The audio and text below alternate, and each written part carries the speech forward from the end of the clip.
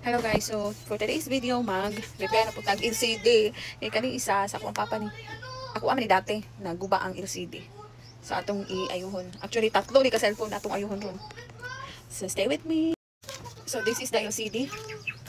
Ang siya. Ay nako. Tagalan natin.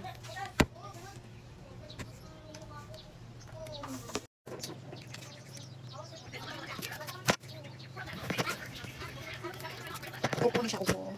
857. So this is baboy. Sabi hindi open na rin. Tanggalin natin. Okay na. So natanggal na siya. Ang mga bolts ato ng tanggalon sa isa.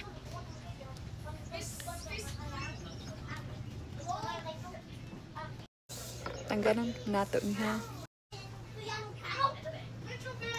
Ba siya. Tanggalon nato. Natanggal na siya dito. Ato kaling frame guys. Tanggalon nato nato ni kay para makasugusog ta diri. Just like this. Tanggalin natin yan. So kanina rin, tanggalon nato yung ribbon niya. Para tanggalon nato. Tadi maputol. Yan. Tanggal na. So isa na nato. Tanggal na rin siya. Tanggal siya. Pasulod dito. Tanggalon natin ba't. Tanggal na siya guys. Ay. So dyan na siya connected. Try. So this is the LCD. Try na to.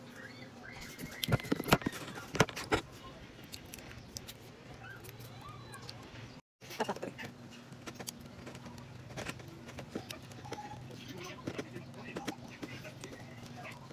So yung battery. Itap na ang battery. Try sa rin na to. Kung gana ba siya.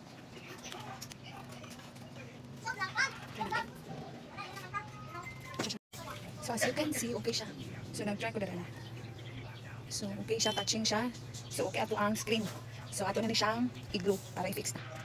So this is the glue. Ato i-gluehan. Ang unang nato i-glue is ang LCD para if ever may problema, dali na nato siya matanggal. So okay na, tapos na i-glue. Okay na dali, okay na tanan. So ibalik na nato yung frame. So nabalik na yung frame. Balik na. Okay na. So ibalik na nato tanang mga bolt. So okay na, nataod na itong mga bolts. So itaod na natin ang cover. So i-glue na ito na siya. So okay na. So ato na siyang taodan og tempered. So okay na siya. Ato na i-charge.